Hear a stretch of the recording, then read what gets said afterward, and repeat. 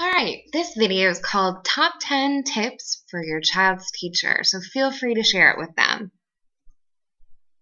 These are the top 10 tips for educators working with students on the spectrum. Tip number 1 is to work as a team. So as we know, kids on the spectrum generally tend to prefer structure and consistent routines. So make sure that when things are coming up like a substitute, fire drill, assembly, field trip, maybe different visitation days, indoor recess instead of outdoor recess, early dismissals, all of those kinds of things, we want to prepare our kids as far ahead of time as possible when possible. Also, part of working as a team is thinking about challenging behaviors and asking yourself why they're occurring. So, are your expectations clear? Are you keeping your demands on the child realistic? And is the environment that the child's functioning in appropriately structured? So, do you have things like a schedule posted, a clock where they can read and tell the time to see what's coming next? And do you have strategies in place for increasing predictability, especially during transitions? So are you using something like a timer? Are you giving them cues such as 5 minutes left, that kind of thing, to make sure that the child is prepared? Sometimes it's hard to see these things on your own. So ask other people who know your classroom and know the child well to kind of take a look at things and help you as kind of an outsider to pinpoint what might be going wrong.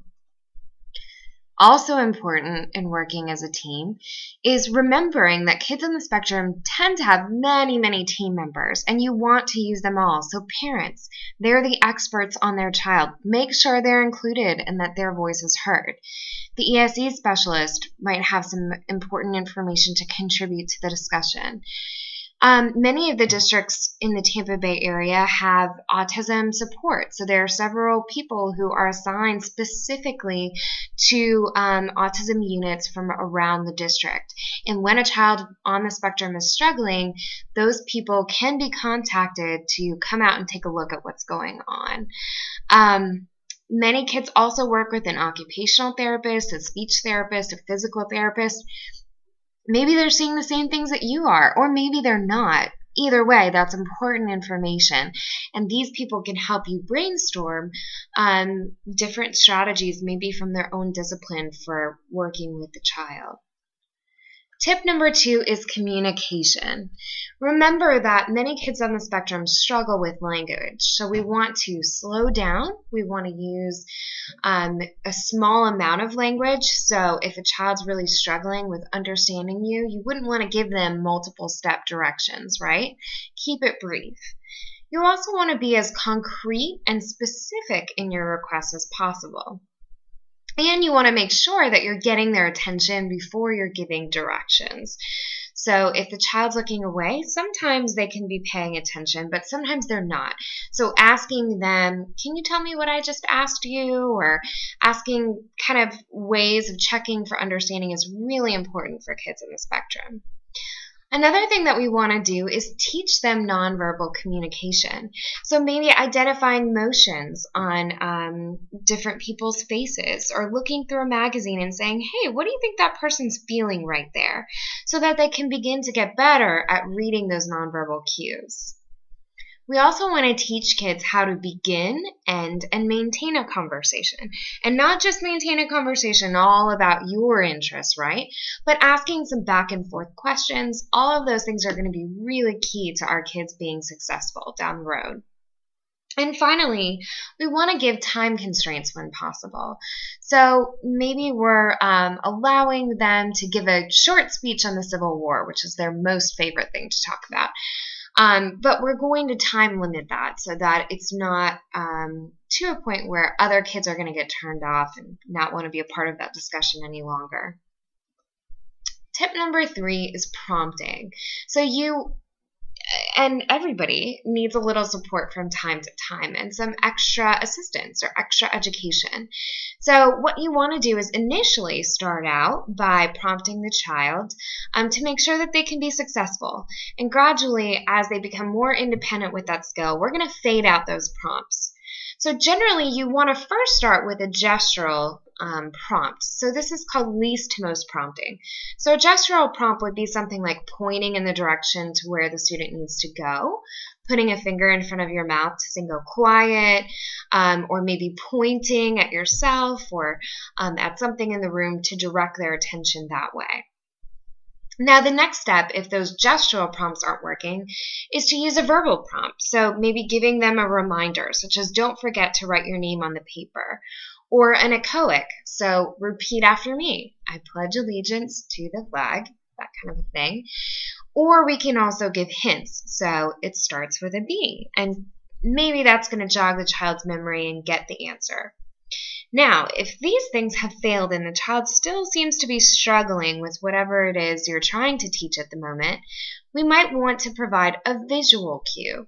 So something like putting a schedule on the desk, or maybe writing that B for it starts with B on their paper. Providing a visual timer. So they have these, if you Google visual timer, you'll see they have timers where there is a red coloring to indicate how much time is left. And as the time ticks away, the red starts to go away. So the student can see exactly how much time they have left, even if they can't read the clock. Tip number 4 is to provide structure. So we want to organize the environment or the classroom with very clear boundaries. So sometimes I've seen teachers put little footprints taped down to the floor to indicate where students need to go in line. That would be a great way of giving some visual boundaries to students so that they know where they need to be. We also want to minimize distractions. So I've been called to come into classrooms to check on a student who just seems to not be paying attention. And as it turns out, because the student's facing the window and their most favorite thing is nature, they're staring out of the window all day long looking at different animals outside. So simple little things like that, such as moving that child's desk so they're no longer facing the window, can make a huge difference. We also want to have a consistent classroom management policy, and we want to keep it positive, right? So doing things like taking points away or having them move their card when they can't earn it back, those are going to more than likely lead to meltdown. So we want to really keep it positive. If you can, try to keep 4 positive comments for every 1 kind of negative comment that you have to say. And then finally, we want to provide some type of visual schedule to help guide the day. So for some kids who can't yet read a clock or maybe read words, we can have pictures. For kids who are maybe more advanced, we can simply write that out for them.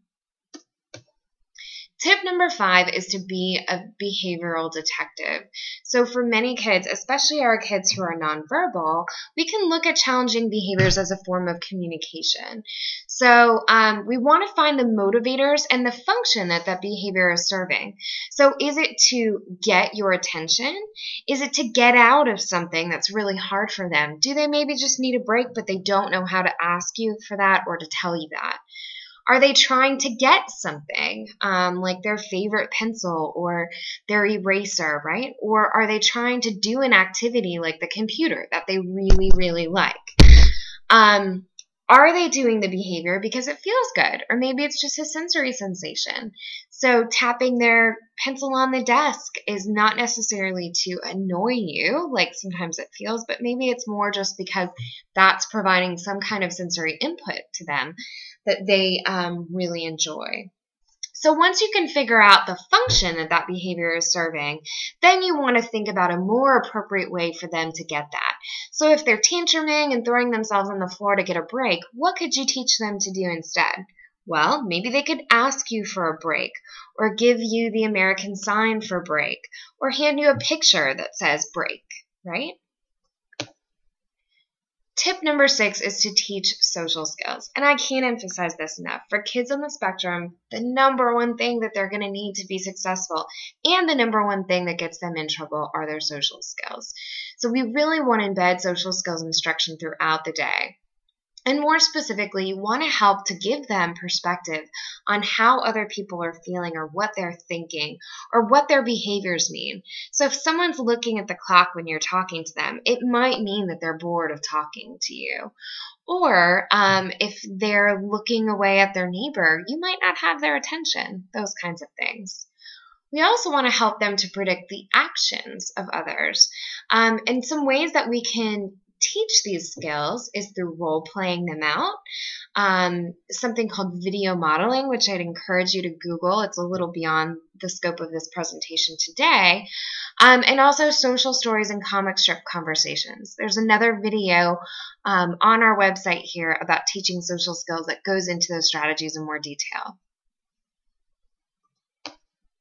Tip number 7 is to use parents as partners. So like I mentioned earlier, parents know their child the best.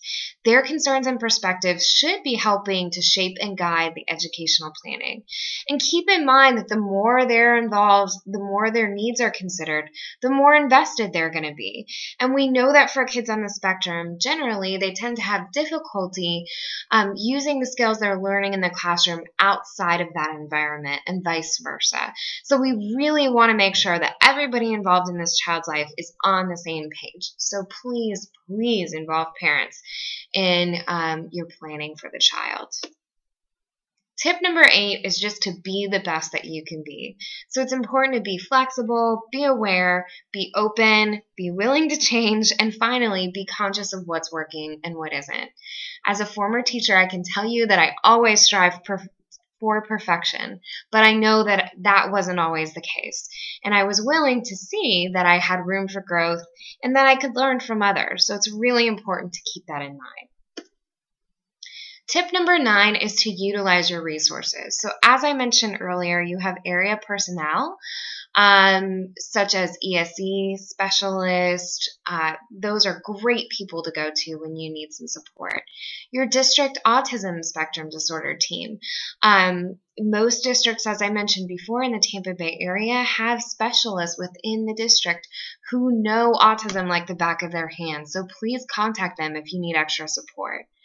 You also have the University of South Florida Center for Autism and Related Disabilities, who provide free consultation to teachers and classrooms to help you support children on the spectrum. Finally, there are all kinds of resources online to check out, and don't forget to utilize parents. Tip number 10 is just that our students need a good combination of understanding and good classroom practice. So it doesn't take some kind of special teacher to teach our kids. You already have exactly what it takes to teach them. So keep that in mind. This is some suggested reading for learning more about inclusion or ways of supporting students on the spectrum in the classroom. I highly recommend these Paula Kluth and Patrick Schwartz books. And there are a couple here at the end that I think you might also find helpful. And as always, if you have any further questions or you feel like you need more specific support, please feel free to email me at angelamann@gmail.com. Thanks for listening.